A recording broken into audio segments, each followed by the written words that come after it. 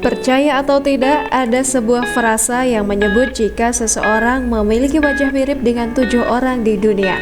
Misalnya saja yang kini dirasakan oleh Zaky Haikal, pria asal Palembang yang wajahnya identik dengan Valentino Rossi. Sosok Zaky Haikal menjadi viral karena wajahnya yang mirip pembalap asal Italia itu.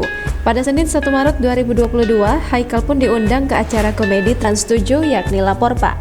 Zaky menyebut tak tahu jika wajahnya itu rupanya serupa dengan pembalap yang kini telah pensiun. Dia hanya sering mendengar dari orang-orang di sekitarnya jika wajahnya sangat mirip dengan wajah atlet olahraga sepeda motor tersebut. Hingga akhirnya suatu pagi Zaky melihat dirinya di kaca saat bangun tidur dan baru menyadari wajahnya memang mirip dengan pembalap yang juga menjadi brand ambasador salah satu merek sepeda motor asal Jepang itu. Akibat keviralan tersebut, Zaky menyebut dia kini merasakan dirinya dikenal oleh banyak orang. Dia juga mendapatkan lebih banyak teman. Dalam acara Lapor Pak, Zaky mengungkapkan jika saat ini ia berprofesi sebagai teknisi komputer dan seorang programmer. Zaky pun mengaku suka dengan aktivitas berkendara, khususnya sepeda motor.